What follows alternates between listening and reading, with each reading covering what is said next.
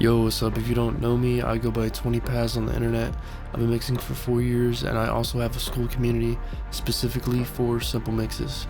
Check it out in the link down below. So today I'm just going to be talking about clipping. Clipping is honestly a secret weapon for getting your mixes to sound louder without increasing the volume. I personally only use it 3 ways, but I'm sure there's more than just these 2 that I'm going to mention. So drop a comment down below if you know more than I do. Maybe you do, maybe you don't, it doesn't matter. Now the first thing that I'm gonna mention is percussion and drums, really just like claps and snares. Now using clipping, just really simple. You just want to shave off the transient so you can get more headroom for whenever you are pushing into the limiter, which is the 3rd point that I'll get to later, so stay tuned for that.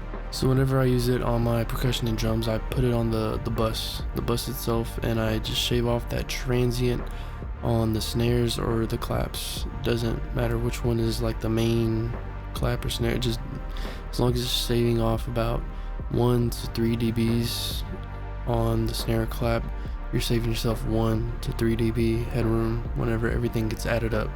Literally doing this alone might be all you need, to be honest. Like, you don't need to do this to every single track that you want to add it to, but it definitely does help. Me personally, I don't like doing it to every single track. I just do it to the clap, kick, and before the master limiter. Now the clipping tool that I use is Standard Clip. I believe, well, whenever I got it, I think it was like 20 bucks. I don't know if that's changed, if it went down or up, but that's the one that I personally use. Why do I personally use it? It's just the one that was free, and the standard clip mode of that one was free, so I used that one.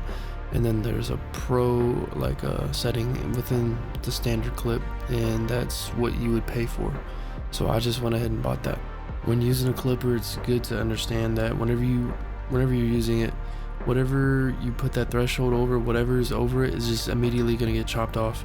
So it's best to use this on more percussive instruments, and if you're in like a genre where distortion is more acceptable, then this is honestly a cheat code for loudness. Whenever it is chopping the top off, it's adding a whole bunch of odd order harmonics to it, which is good to know because that's what's going to give it that raspy-ish and like distortion, crunchy type of sound, you know.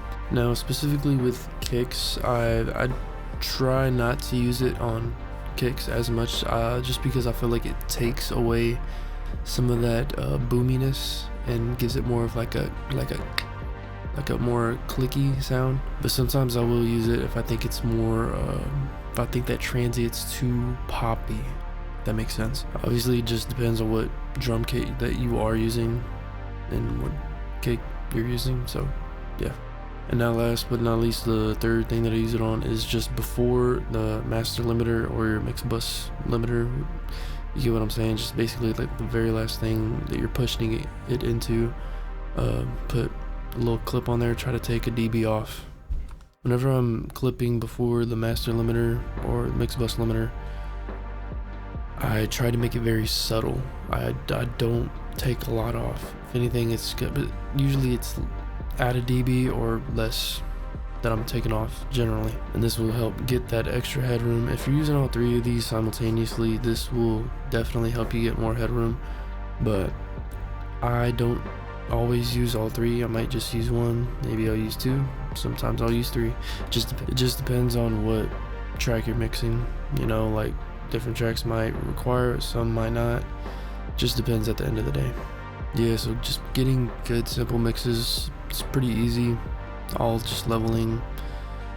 As long as you get the leveling right and the tonal balance right, everything else should be cakewalk.